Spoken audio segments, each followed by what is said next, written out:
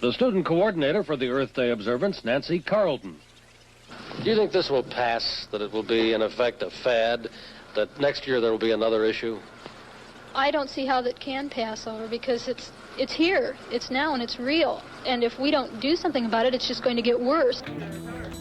The purpose of Earth Day is to unify for ecological sustainability. In this unprecedented time, the COVID-19 pandemic slowed global human activity enough to clear the skies and water. Coyotes have been sighted wandering on the Golden Gate Bridge. Earth Day San Francisco celebrates 50 years of community activism and teach-ins, because now more than ever, people need to look to one another to find truth and solutions to save ourselves and our planet. Boys and girls, will you look down here? When I was a little girl, we used to swim in the lake down here, but it became so polluted that we can't swim there anymore. See the plane that's just going over in the airport, right over from in there, you can see the two types of pollution again, air and noise pollution. And you can see it over in the area, over there, back over in here, and I think it might be a good idea then for us to just give it a little bit of thought. Earth Day San Francisco celebrates 50 years of community activism and teach-ins.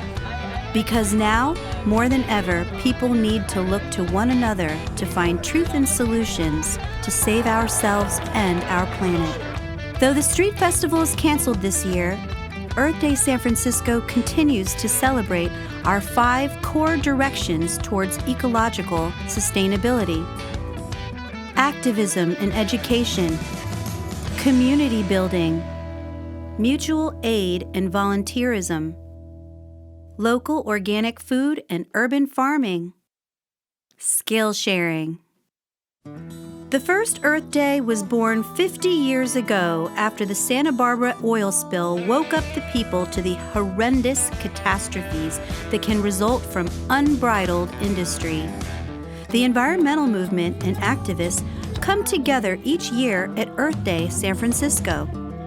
In 2012, over 3,000 signatures were gathered at Earth Day for the Label GMO campaign, and each year, local nonprofits and activists share their wisdom and opportunities to the public. Last year, the Sunshine Movement took the stage with youth educating on the Green New Deal, and this year, we are still demanding a Green New Deal.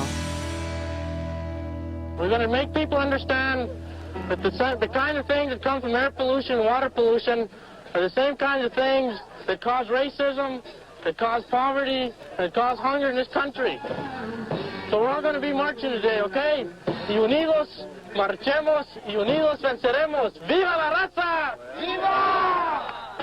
Earth Day is every day at San Francisco's new farm, a garden for friendships and fun. The plan here is to transform all this here into some kind of environmental children's area. And we're making a relationship with the goats, so we're going to have a children's barnyard.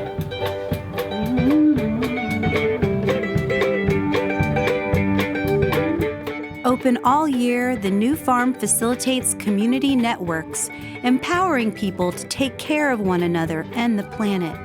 Children come up close to goats and chickens. People of all ages create and celebrate together, cultivating a uniquely San Francisco community where arts and urban ecology come together. The church also is involved in Earth Week because some of its poor theology has helped to cause the ecological imbalance that we are facing in nature today. And because we have progressed and not thought about the ways, the methods that we were using in order to progress, to grow into our technological expertise, we have plundered, we have raped, we have begun to lay the earth in desolation. Yeah, anybody who wants anything to eat, come over here. We still got a bunch of plates. We celebrate the many unnamed volunteers in San Francisco delivering homemade food to the houseless, groceries to the elderly and infirm, and in so many ways caring for one another. Each year it takes over 100 volunteers to make our festival happen. We know they are all out there now, working for the change we need to save the planet and the future for our children. Thank you to all of our volunteers. For 2 hours, fashionable Fifth Avenue was off-limits to automobiles and became a crowded pedestrian mall. Autos were banned on busy 14th Street, too, and thousands of persons jammed into Union Square to attend an Earth Day rally. The square hadn't looked this clean in years, with volunteer help doing the sprucing up. It was a fun day for many school-age youngsters participating in their very first demonstration. Learning to eat whole, local, organic, and homemade is delicious and nutritious and vital to the health of people and planet. Now, more than ever, the Victory Garden of the past could promise health and survival. We declare that the proper use of science is not to conquer nature, but to live in it. That to save ourselves, we must save the world that is our habitat. On this day, we shall begin, by our own acts, to dedicate the wisdom of science and the power of technology to the welfare of man.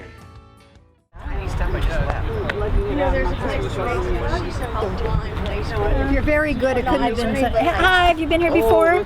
For 50 years, Earth Day has been teaching the skills people need to live in harmony with one another and the planet.